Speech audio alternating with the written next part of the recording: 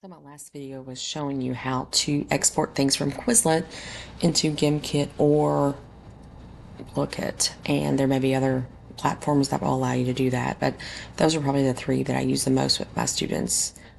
What I want to show you now is how to do something else where your students can actually help you build the Gimkits if you don't have ready-made vocab lists.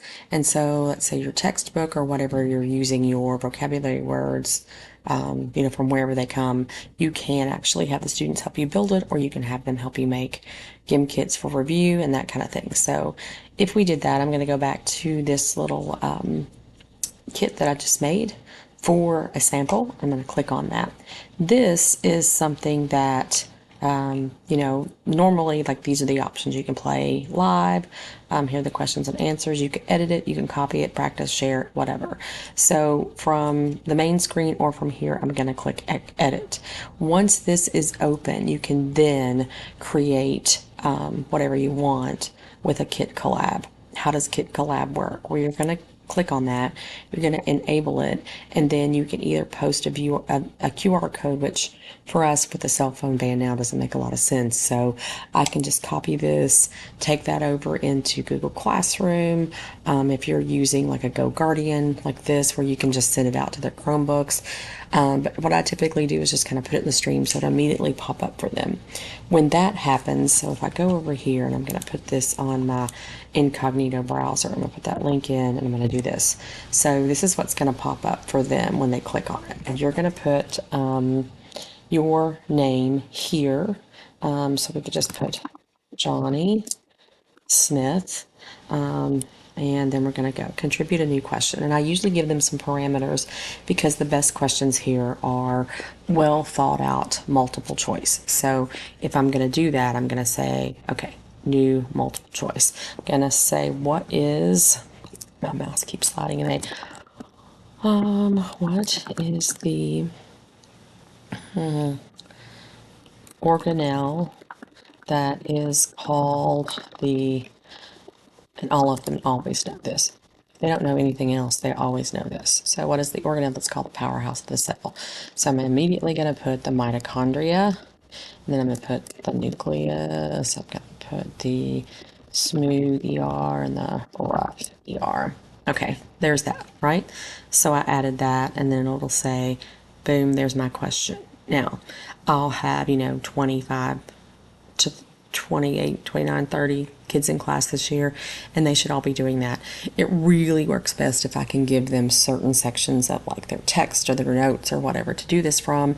But invariably, if you don't, even if you do that, if you don't do that, they'll be doing the same questions kind of over and over. I have to write up on the smart board. Don't give me long fill-in-the-blank answers, because Gimkit will not recognize that. If it's not input exactly right, they're never going to get the question right. So it needs to be something that's multiple choice. Tell them not to do all the above because it'll shuffle those. So it needs to be 4 well thought out choices that actually make sense. Because if you gave them this question and they said, what's the organelle that is called the powerhouse of the cell, and they put mitochondria, dog food, grape jelly, and sourdough bread, obviously mitochondria is the answer. They need to be well thought out and where they make sense and where they actually have to think about it. So now I'm going to go back over to my actual Kit Collab, and it says to me that Johnny Smith has submitted that question. And if it's ridiculous, or if it's the 12th question that has asked that same exact thing, I can reject it. If not, I can say add to Kit, and it immediately goes here. What I tend to do is kind of live watch this.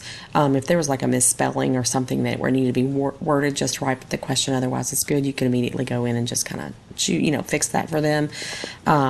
If it's really bad, then you can reject it. And I've done things like put up a Google sheet where they have to copy their questions in there, so that I know that they've actually done it, next to their name, that they've done their for, and then you can review. And then once you're done, and over here where it says collaborate with Kit Collab, it'll tell you how many questions are coming in, whether or not you have that little section open or not.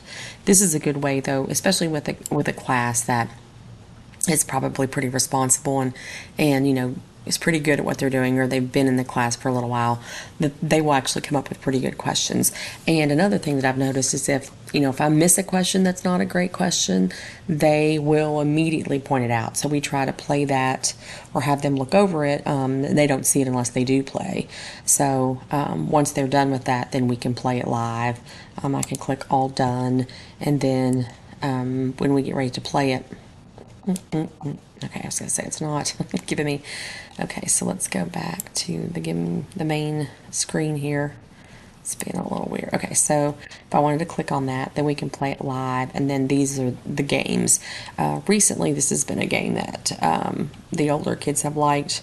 Some of them like Knockback. Don't Look Down, because it's very gamer kind of feeling, but there are a lot of fun games. And then the one that really went over well for several years is Trust No One, and it's a lot like Among Us. But when you do, when you start, there are games that do single player, player versus player, teams, those kind of things, and they seem to look like when you go on into Gimkit, you can, how much time do you want to use, how much starting cast, music. There's a nickname generator too that will call them like, the purple iguana instead of their real names, especially on like the Among Us games, so that they're having to be a little bit, they don't know who is who, and they can't just suspect their friends. So that's kind of fun. But that's a cool feature that Gimkit has. And yeah, I hope if that is helpful, you can use it.